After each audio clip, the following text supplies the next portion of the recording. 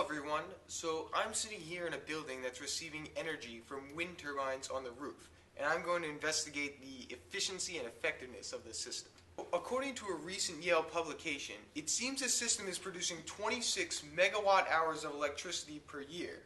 So now I thought I'm just going to take this power output in megawatt hours per year and turn it into kilowatts, maybe something we could understand a bit better.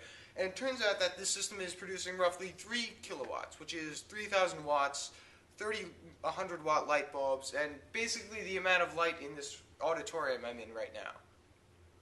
So typically speaking, this is great. You know, we get 30 light bulbs to run without any electricity or having to pay for that.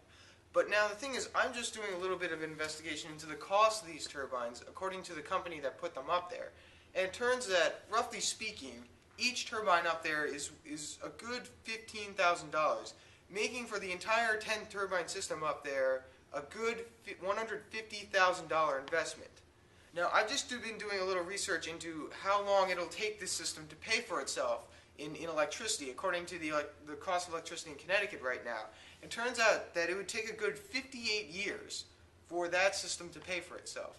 Now, 58 years is a very long time to recoup an investment, and I know there are much more sound investments out there. For example, solar energy in the Southwest has been known to pay for itself within 10 to 15 years, even less in some circumstances.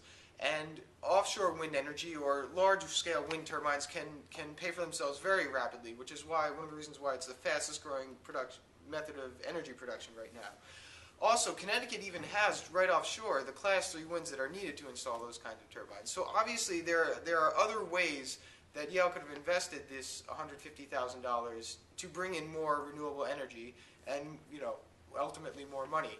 Now, obviously, these wind turbines up on the roof have an educational value that I can't put a number on, as professors bring their students up there to show how wind energy is harvested, and some professors are researching how effective those turbines are.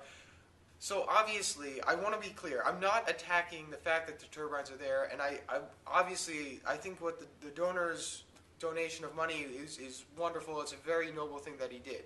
But the question that I ask is, why does my university promote these turbines as something that reduces Yale's carbon footprint? Because in reality, 3 kilowatts is not really doing anything compared to the megawatts upon megawatts that this university consumes. And as I said earlier, there are much better ways to bring in renewable energy if that was the goal of the project.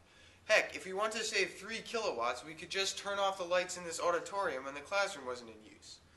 For example, in a recent article that the Yale Office of Sustainability published, they said that, these turbines are one facet of Yale's ambitious commitment to reduce greenhouse emissions to 43% below 2005 levels by 2020. Also, the fact that this article presents those 3 kilowatts of power that the system produces as 26 megawatt hours per year is slightly misleading. It prevents the average reader from understanding the power output in everyday terms.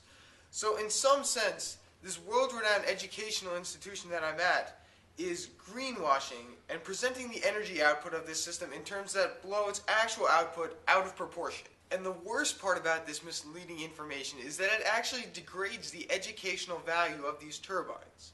So in the future, I would urge my university to stress the educational value of these turbines over their role as reducers of Yale carbon emissions.